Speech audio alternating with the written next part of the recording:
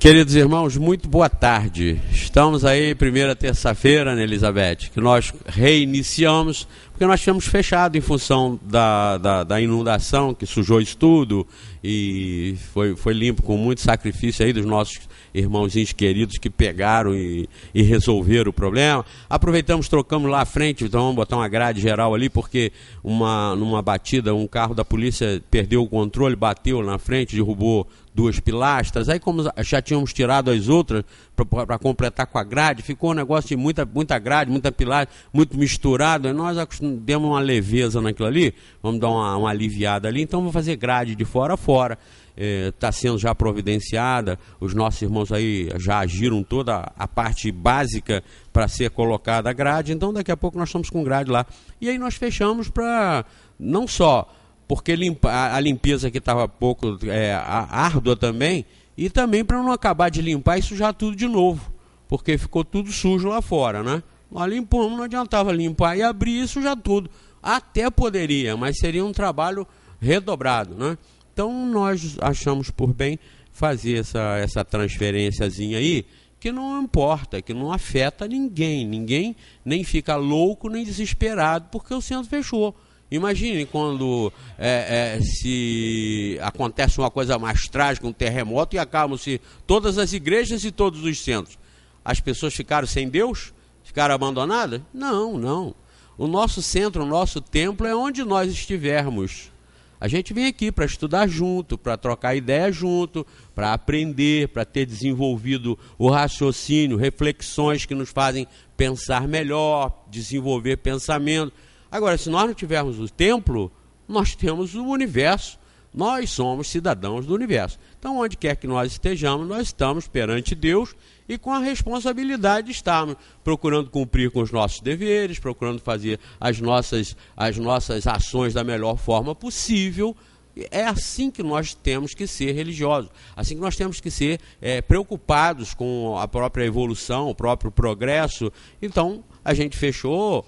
Outra coisa também, quando a gente fecha o centro por qualquer motivo, já fechamos de vez em quando, a outra vez aí tivemos um motivo também, nós tínhamos fechado há algum tempo, foi na gripe, por causa da gripe.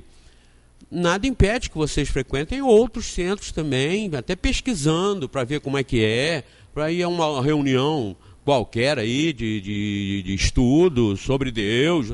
Isso é livre, o Espiritismo não prende ninguém, o Espiritismo não tira a liberdade de ninguém. O Espiritismo estimula que todos aprendam. E para aprender nós precisamos, inclusive, saber o que existe aí melhor do que isso. Eu sou espírita porque eu não conheço uma outra melhor. Mas se eu achar uma outra melhor, eu vou dizer para vocês, olha, eu achei uma melhor. Ou então nem vim aqui dizer isso, eu já vou para outra. Porque isso é que nós temos que fazer. Aquilo que nos satisfaça. Tem muitas pessoas, por mais lógico que seja o Espiritismo, eles às vezes não aceitam. Às vezes aceita a reencarnação, mas não aceita o restante da doutrina espírita. Então tem muita gente que aceita a reencarnação que é católica. Tem gente que aceita a reencarnação e frequenta até a igreja protestante, ou é umbandista. Não tem problema. O nosso problema não é a religião que nós estamos frequentando ou que nós estamos ostentando. O nosso problema é a nossa transformação como gente, como espírito imortal. Isso nós podemos conseguir melhor aqui, conseguir em outra religião qualquer. O Espiritismo não faz nenhuma discriminação. Quanto os outros fazem, o Espiritismo não faz. Por isso que ninguém pode dizer que nós falamos mal das outras religiões, nós não gostamos dos outros religiosos, nada. Então o Espiritismo é absolutamente esclarecedor nesse sentido, que nós temos que ser livres, nós temos que ter bons costumes, mas sermos acima disso livres, para nós fazermos sempre as nossas escolhas de acordo com as nossas consciências e de acordo com o que nós formos aprendendo. Sim. Então, estamos aí de volta. Estamos aí reiniciando as nossas atividades. Já funcionamos no domingo. Hoje, às 19h30, teremos reunião normal, aquele estudo em mesa redonda que é feito aqui pela Valzali e pela Valéria. E na quarta-feira normal, na sexta-feira normal. Então, agora nós voltamos aí ao ritmo normal. Só o estudo para as crianças, que é feito lá em cima aos domingos, é que nós só vamos reiniciar em março. Agora o resto, funcionamento normal. Vamos fazer a nossa prece, porque já estamos na hora da Sueli. Querido Jesus, mais uma vez agradecemos a oportunidade de estarmos aqui em Teu nome, em nome de Deus, contando com a presença certa dos bons espíritos que aqui comparecem para nos incentivarem, para nos intuírem, a fim de que não só possamos aprender e desenvolver os raciocínios e as reflexões aqui apresentadas, mas também para nos fortalecermos e melhorarmos o nosso comportamento e a nossa ação na vida. Muito obrigado, Jesus, que em Teu nome, em nome de Deus, agradecendo a presença dos bons espíritos que nos assistem, que nós possamos dar início à reunião de hoje. Que assim seja, graças a Deus. E com vocês, Sueli Machado. Pega o livro dos Espíritos para mim na lei de destruição. Bem, uma boa tarde para todos nós, felizes por estarmos voltando e assim satisfeitos por receber do Espiritismo explicações e poder vivenciar e assistir na prática as coisas que nós aprendemos no Espiritismo, né?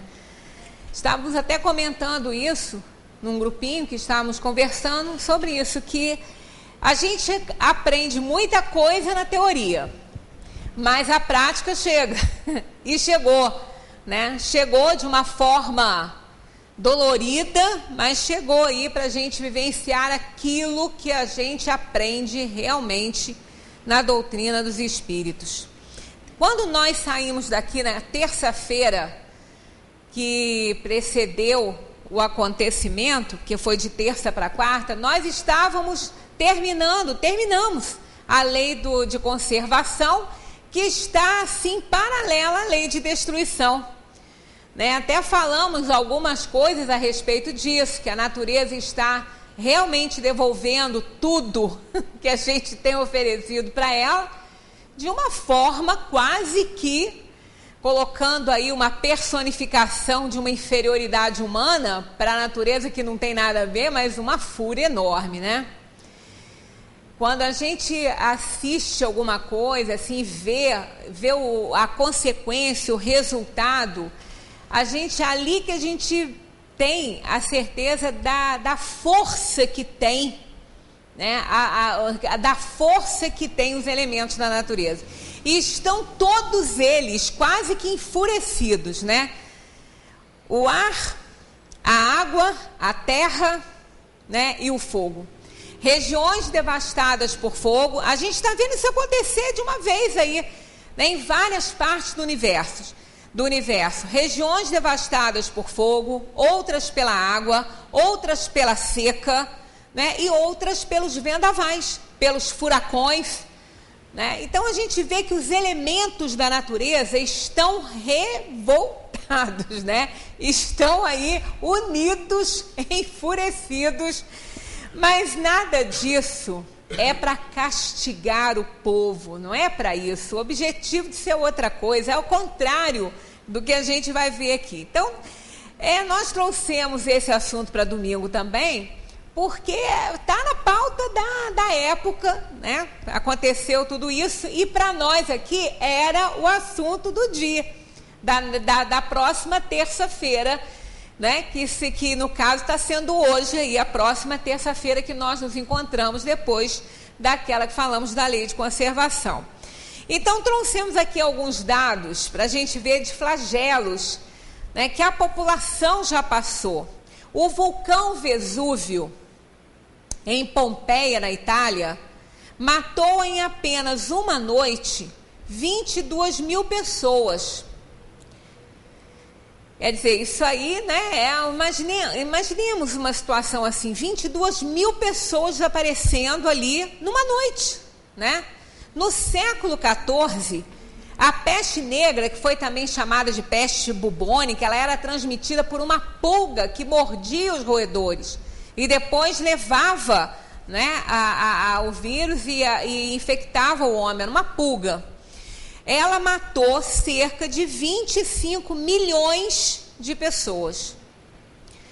Em 1918, a gripe espanhola, essa aqui tem uma média, porque eles não puderam contar, porque foi a Europa inteira, se espalhou por todos os lados. Ela até foi chamada de gripe espanhola, porque muitos espanhóis pegaram essa gripe sem que tivessem em grupos de risco, porque ela surgiu no meio dos militares. Ela surgiu no meio dos militares com a guerra. Então, a Espanha não tinha nada a ver com isso, e, no entanto, ela foi devastada também num ponto que não era considerado risco de pegar a gripe espanhola. Então, por isso que ela acabou tendo esse nome, né? Porque foi uma região que não tinha nada a ver com aquela epidemia, com aquela pandemia, e, no entanto, eles foram também assolados. Ela teve esse nome. Então, olha só, ficou entre 20 e 75 milhões. Então, a gente faz uma média aí de 50 milhões de pessoas. A gripe espanhola foi muito lembrada agora na época da gripe H1N1. O holocausto dos campos de concentração, 6 milhões de pessoas morreram. O tsunami da Ásia levou 320 mil pessoas em apenas um dia.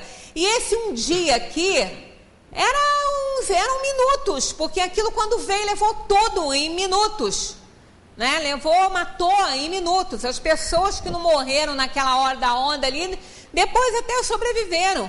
Mas naquele momento ali foram 320 mil pessoas. E tem aqui os acidentes. O acidente da TAM, que não é um flagelo natural, né, como a gente focaliza as inundações e tudo, mas levou 199 pessoas em São Paulo.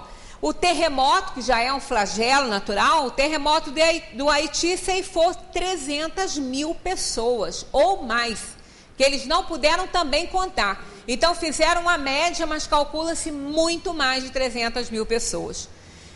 Tivemos um outro acidente horroroso também no edifício Joelma, que foi 178 pessoas embora, né, naquele edifício. Aí a gente fica imaginando esse horror